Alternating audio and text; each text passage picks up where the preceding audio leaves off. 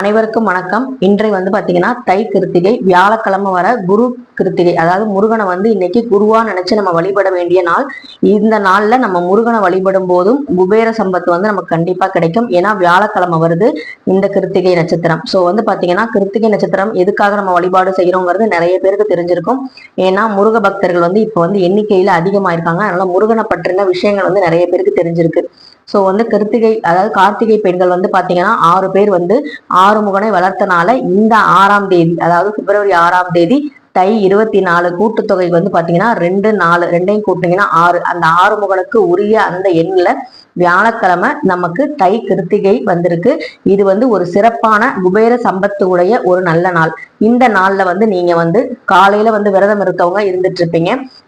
தெரியாதவங்க, விரதம் இருக்க முடியாதவங்க சாயங்காலம் கோவிலுக்கு கண்டிப்பா போங்க.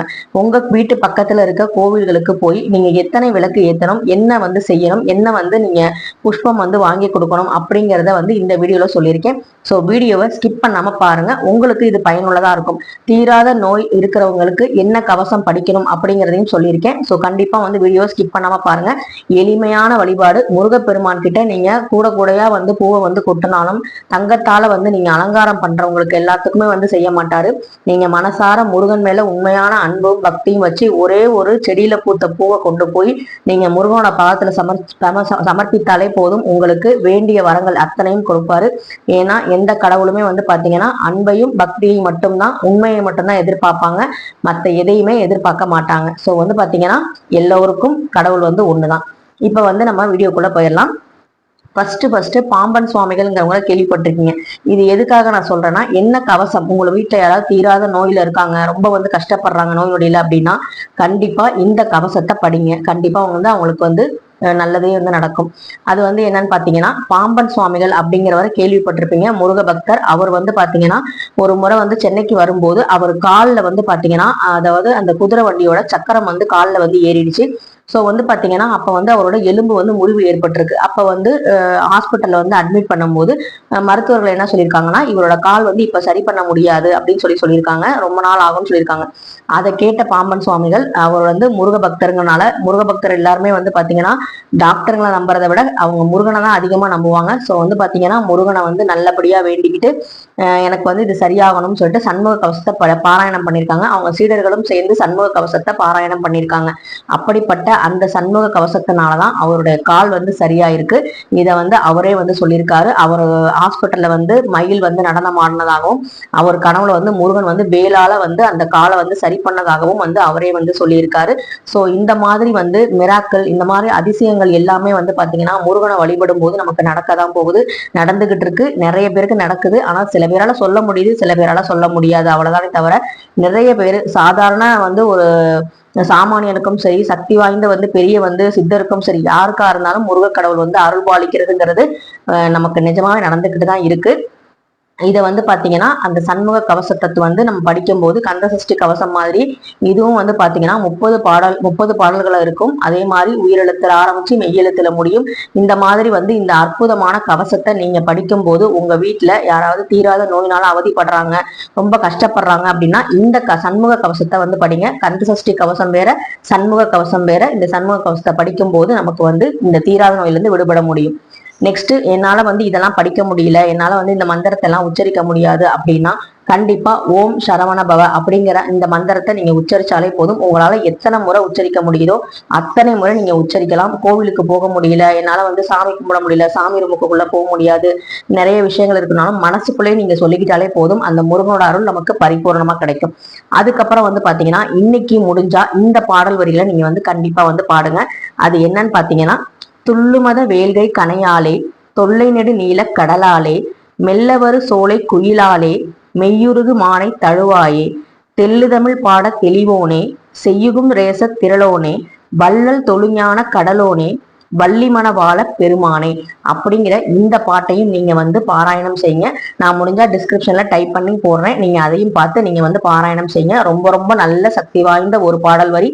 இந்த பாடல் வரியை இன்னைக்கு நீங்க ஒரு முறையாவது பாராயணம் செய்யுங்க. அதுக்கப்புறம் நம்ம கோவிலுக்கு போகும்போது எத்தனை விளக்கு ஏத்தலாம் அப்படின்னு பாத்தீங்கன்னா, உங்களுடைய வயசு வந்து இப்ப 20 வயசு அப்படின்னா நீங்க 20 விளக்கு வந்து ஏத்துறது நல்லது. அதே மாதிரி இப்ப நிறைய கோயில்களை விளக்கு ஏத்த முடியல அப்படின்னா 20 விளக்கு ஏத்துற அளவுக்காவது எண்ணெய் வாங்கி கொடுங்க. அது ரொம்ப ரொம்ப விசேஷமானது.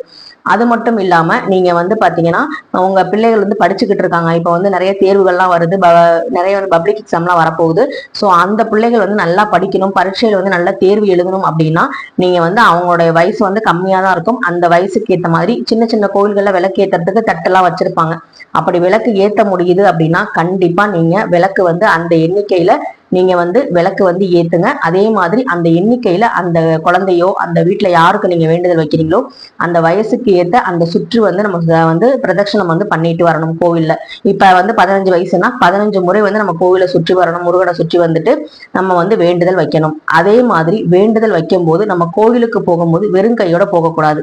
இன்னைக்கு என்ன வந்து வாங்கிட்டு போலாம் அப்படின்னு பாத்தீங்கன்னா, நான் ஆரம்பத்திலேயே சொன்ன மாதிரி இந்த நாள்ல ஆறுமுகனுக்கு உரிய இந்த நாள்ல வந்து நமக்கு தை கிருத்திகை வந்திருக்கு. நீங்க 6 எலும்புச்சம்பளம் புள்ளி இல்லாம கருப்பு புள்ளி இல்லாம வாங்கிட்டு போய் 6 எலும்புச்சம்பளத்தை நல்லபடியா நீங்க வேண்டிக்கிட்டு அங்க அர்ச்சகத்தை வந்து நீங்க வந்து அர்ச்சனை தட்டுல வச்சு இத முருகனோட பாதத்துல வச்சு கொடுக்க சொல்லுங்க. ஸோ இந்த அந்த ஒரே வேண்டுதல் தான் வைக்கணும். ஒரே வேண்டுதல், அது என்ன வேண்டுதலோ 6 எலும்புச்சம்பளத்தை வாங்கிட்டு போய் முருகனோட பாதத்துல சேர்த்துட்டீங்கனாலே போதும். நீங்க வேண்டி கொடுத்துடுங்க. அதுக்கப்புறம் முருகனோட உங்க வேண்டுதல் வந்து முருகனுடைய காதுகள்ல போய் விழுந்துரும். கண்டிப்பா வந்து அடுத்த கிருத்திகையில வந்து பாத்தீங்கன்னா உங்களுக்கு நல்லபடியா ஏதாவது ஒரு விஷயம் நடந்தே இருக்கும். உங்க வேண்டுதல் கண்டிப்பா நிறைவேறி இருக்கும் அப்படின்னு சொல்றாங்க. இதை வந்து கண்டிப்பா நீங்க செஞ்சு பாருங்க. ஏன்னா எலும்புச்சம்பளம் அப்படிங்கிறது பாத்தீங்கன்னா நம்ம ஆன்மீகத்துல இருக்க ஒரு முக்கியமான கனி. இந்த கனியை நம்ம வந்து வழிபாடுல வந்து ரொம்ப ரொம்ப சக்தி வாய்ந்ததா நம்ம செய்யறோம். சோ வந்து பாத்தீங்கன்னா உங்க வேண்டுதல் வந்து அந்த கனி கிட்ட சொல்லுங்க. அந்த கனி வந்து முருகன் கிட்ட உங்க வேண்டுதலை போய் சேர்த்துரும். ஸோ வந்து தை கிருத்திகையில நம்ம குடும்பம் வந்து சுபிக்ஷமா இருக்கணும் அப்படின்னா நம்ம குடும்ப தலைவர்கள் முதல் நல்லா இருக்கணும். குடும்ப தலைவர்னா இப்ப கல்யாணம் ஆகாதவங்களுக்கு அப்பா வந்து குடும்ப தலைவரா இருப்பாங்க. இல்ல அம்மா தான் வந்து எல்லாம் பாத்துக்கிறாங்கன்னா அவங்கதான் வந்து குடும்பத்துல இந்த முக்கியமான நபரா இருப்பாங்க. அதே மாதிரி கல்யாணம் ஆனவங்களுக்கு கணவர் வந்து குடும்ப தலைவரா இருப்பாங்க. இல்ல கணவர் இல்லைன்னா அவங்க பிள்ளைகள் வந்து பாத்துக்கிறாங்கன்னா மூத்த பிள்ளை யார் இருக்காங்களோ அவங்க பாத்துக்கிறாங்கன்னா யார் வந்து குடும்பத்தை நல்வழிப்படுத்துறாங்களோ அவங்கதான் தலைவர்கள். சரிங்களா? அவங்க வந்து நல்லா இருந்தாலும் அந்த குடும்பம் நல்லா இருக்கும்னு நீங்க நினைக்கிறீங்க அப்படின்னா அவங்களுக்காக இந்த விஷயத்த நீங்க பண்ணுங்க. 6 எலுமிச்சம்பழம் வாங்கிட்டு போய் நல்லபடியா வந்து அவங்கள வந்து அவங்களுக்காக வேண்டிக்கோங்க. அதே மாதிரி விளக்கு வந்து அவங்க வயது எண்ணிக்கையில நீங்க போட்டு அவங்க நல்லா இருக்கணுங்கிறத வேண்டிக்கோங்க. அதே மாதிரி நான் சொன்ன பாடல் வரிகளையும் படிங்க. அது மட்டும் இல்லாம இந்த ஒரு விஷயத்தையும் பண்ணுங்க. உங்க வீட்டுல இருக்கவங்க இந்தந்த ராசியில இருக்காங்க அப்படின்னா அந்தந்த ராசிக்கு ஏற்ற மாதிரி சில பொருட்கள் வந்து சொல்லியிருக்காங்க. அதையும் வந்து நீங்க வாங்கி கொடுக்கலாம். உங்களோட குடும்பமும் உங்களோட குடும்ப தலைவரும் வந்து பாத்தீங்கன்னா ரொம்ப ரொம்ப சுபிக்ஷமா இருப்பாங்க. இப்ப மேச ராசிக்காரங்க அப்படின்னா வாசனை நிறைந்த மலர்களை வந்து வாங்கி கொடுக்கலாம். அதே மாதிரி ரிஷப ராசி அப்படின்னா மஞ்சள் வந்து வாங்கி கொடுங்க முருகப்பெருமானுக்கு. மிதுன ராசி அப்படிங்கும் போது அந்த எண்ணெய் வந்து வாங்கி கொடுக்கலாம். விளக்கு ஏத்துறதுக்கு கர்ப்ப கிரகத்துல விளக்கு ஏத்துறதுக்கு நீங்க எண்ணெய் வாங்கி கொடுக்கலாம்.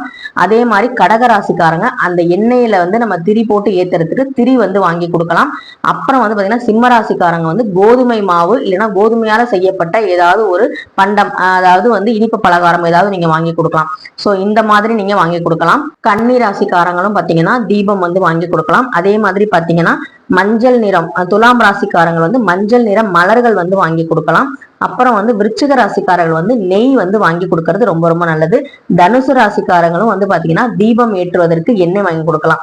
அதுக்கப்புறம் மகர ராசிக்காரங்க முருகப்பெருமானுக்குரிய வஸ்திரத்தை வந்து வாங்கி கொடுக்கலாம். கும்பராசிக்காரங்க வந்து தீபம் வந்து நம்ம வாங்கி கொடுக்கலாம். அதாவது இந்த ஊதுபத்தி அந்த மாதிரி வாங்கி கொடுக்கலாம். கற்பூரம், சாம்பிராணி அதெல்லாம் வாங்கி கொடுக்கலாம். மீன ராசிக்காரங்க வந்து பாத்தீங்கன்னா இளநீர் வந்து வாங்கி தரலாம். இந்த மாதிரி நீங்க உங்க ராசிக்கு ஏத்த மாதிரி நீங்க வந்து உங்களுடைய அந்த வேண்டுதலை வச்சுக்கிட்டு 6 எலுமிச்சம்பழத்தையும் வச்சு அந்த வயதுக்கு ஏத்த மாதிரி விளக்கும் ஏத்தி உங்க ராசிக்கு ஏத்த மாதிரி சொன்னபடி இந்த மாதிரி பொருட்களை நீங்க வாங்கி கொடுக்கலாம். என்னால எதுவுமே முடியாது அப்படின்னா ஒரே ஒரு ரூபாய்க்கு கற்பூரம் வாங்கிட்டு போய் அந்த சன்னதியில வச்சு நீங்க ஏத்தி இந்த கற்பூரம் எப்படி வந்து கரைஞ்சு போகுதோ அதே மாதிரி எனக்கு வந்து என் கஷ்டம்லாம் கரைஞ்சு போகணும், அடுத்த கிருத்திகையில உனக்கு நான் நிறைய செய்யணும்னு ஆசைப்படுறேன், அதை வந்து செய்ய வை முருகான்னு மட்டும் நீங்க வேண்டிக்கோங்க. உனக்கு நான் நிறைய செய்யணும்னு ஆசைப்படுறேன், நான் வந்து உன்னை நான் நல்லா அலங்கரிச்சு பார்க்கணும், என் கையால நான் என் காசுல வந்து நான் செஞ்சு பார்க்கணும் அப்படின்னு ஆசைப்படுறேன். அதுக்கு நீ அருள் பாலிச்சாதான் நான் வந்து காசு சம்பாரிச்சு நான் பண்ண முடியும். நேர்மையான வழியில எனக்கு வந்து காசை வந்து வர வச்சு என்னை வந்து உனக்கு வந்து வணங்குறதுக்கு நிறைய பொருட்களை வாங்கி தரத்துக்கு அருள்பாலிக்கணுங்கிறத வேண்டிக்கோங்க. இந்த மாதிரி வேண்டுதல் தான் கடவுள்கிட்ட வைக்கணுமே தவிர எனக்கு கார் கொடு, பங்களா கொடு, வீடு கொடு அப்படின்னு நம்ம வேண்டுறதுல எந்த அர்த்தமும் இல்லை. அதெல்லாம் நிரந்தரமானதும் கிடையாது. எனக்கு முதல் நிம்மதியை கொடு, உனக்கு செய்யறதுக்கு பணிவிடை செய்யறதுக்கு எனக்கு சக்தியை கொடுன்னு மட்டும் வேண்டுங்க. முருகன் வந்து கண்டிப்பா நமக்கு செய்வாரு. இந்த வேண்டுதலை வந்து நீங்க நிறைவேற்றுங்க. உங்களால இந்த பொருட்கள் எல்லாம் வாங்கி தர முடியலன்னா முடிஞ்ச ஒரு 10 ரூபாய்க்கு பூக்களும், அதே மாதிரி செவ்வரளி கிடைச்சா செவ்வரளி வந்து எல்லா வீட்லயுமே இருக்கு, அந்த பூக்களை கொண்டு போய் சமர்ப்பிங்க. அது மட்டும் இல்லாம கற்பூரம் வாங்கி கொடுங்க. எண்ணெய் வாங்கி தரது ரொம்ப ரொம்ப சிறப்பு. அந்த தீபம் எப்படி வந்து அணையாம எரிஞ்சுக்கிட்டே இருக்கோ அதே மாதிரி நம்ம வாழ்க்கையிலும் வந்து சுபிக்ஷம் உண்டாகும். எலுமிச்சம்பழம் வாங்க முடிஞ்சா வாங்கிட்டு போய் இந்த வேண்டுதலை நிறைவேற்றுங்க. இந்த தை கிருத்திகையில நல்லபடியா முருகனை வேண்டிக்குவோம். அடுத்த தை கிருத்திகை நமக்கு நல்லபடியா இருக்கணும்னு எல்லாரும் பிரார்த்தனை பண்ணிக்குவோம். நெக்ஸ்ட் வீடியோல பார்க்கலாம். நன்றி, வணக்கம்.